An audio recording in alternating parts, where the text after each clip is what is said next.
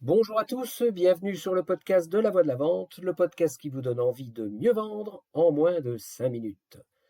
Aujourd'hui, je vous emmène sur le stand que j'ai réservé sur un salon pharma à Strasbourg. J'ai pris le soin de faire venir une caisse de bière d'Allemagne pour attirer le chaland. Ce détail a son importance, je m'apprête à jouer mon va-tout avec un prospect qui me fait lambiner depuis 9 mois une gestation humaine. L'attente a trop duré, il est temps de faire accoucher cette commande. Mais petit retour en arrière, première rencontre avec ce monsieur. J'entre dans le bureau de ce directeur du site pharma que j'ai en ligne de mire. Il arbore un grand sourire en me saluant. Bonjour monsieur, je suis ravi de faire votre connaissance. Vous devez vous demander pourquoi je vous reçois aussi rapidement, non? Oui, j'avoue un peu, oui. Il y a deux raisons à cela. La première est rationnelle. Comme vous le savez, les étapes de filtration sont stratégiques dans notre industrie et il me tient à cœur d'être à la pointe dans ce domaine. Traduction, accroche-toi mon coco, t'as intérêt à lâcher du lourd pour me convaincre. La seconde est plus sentimentale. Les filtres avec lesquels j'ai fait mes premières armes étaient les vôtres, à l'époque où on avait encore le droit à l'amiante. J'en garde un excellent souvenir, ça marchait vraiment bien. Mais maintenant, on travaille avec des filtres américains et j'ai perdu tout contact avec votre entreprise, j'avoue ne pas avoir vraiment suivi l'évolution. Traduction. J'ai de ton entreprise l'image d'une boîte ringarde techniquement et nulle sur le plan commercial. Mais bon, tout ça, c'est le passé. Rassurez-moi, vos filtres n'ont plus d'amiante, hein? Non, ils n'ont plus d'amiante. En revanche, ils sont capables de retenir l'impureté ABCD, jargon technique sans importance, et ça devrait vous intéresser, non?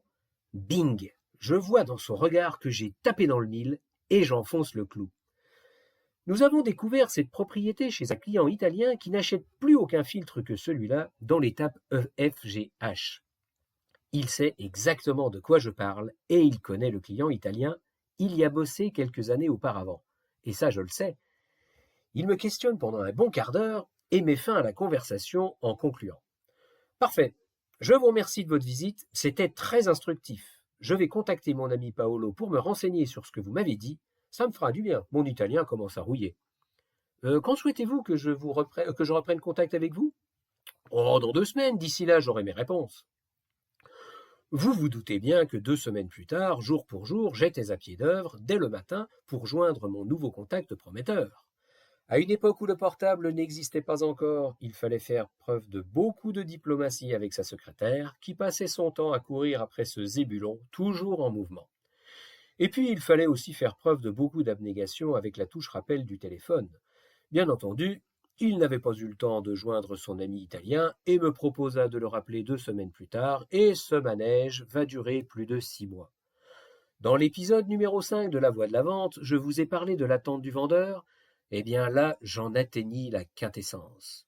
Mais le jeu en valait vraiment la chandelle, et je ne perdais pas mon temps pendant notre conversation téléphonique que nous avions maintenant tous les 15 jours. Parfois, le rendez-vous était bref, parfois ça durait plus d'une demi-heure, parfois il me faisait des confidences, parfois je le faisais parler technique. En fait, on apprenait à se connaître, mais surtout, j'emmagasinais au fil de nos conversations des informations de première bourre sur l'intérêt fondamental de notre filtre dans leur process. Comme je vous l'ai déjà raconté, cette phase de la vente est usante et stressante, surtout quand on est un patient comme moi. Elle requiert beaucoup de ténacité et d'abnégation, mais elle est primordiale parce que c'est là que l'on apprend les motivations profondes du client, rationnelles et irrationnelles, et celles de son entreprise. Et là, dans mon cas, avec Zébulon, j'avais réussi à bâtir une véritable relation et il me racontait plein de trucs. En fait, je n'avais plus aucun problème pour le joindre au téléphone et notre rendez-vous informel tous les 15 jours était devenu une sorte de rituel. Alors, mes amis, une fois n'est pas coutume, je vais m'arrêter là dans l'histoire et je vais vous laisser deviner la fin.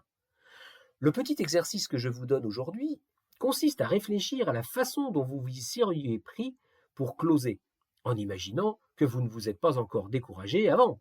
Mais je considère que non, puisque comme moi à l'époque, vous avez l'information que ce client a un potentiel annuel de plusieurs centaines de milliers d'euros avec une belle croissance chaque année à 2 chiffres.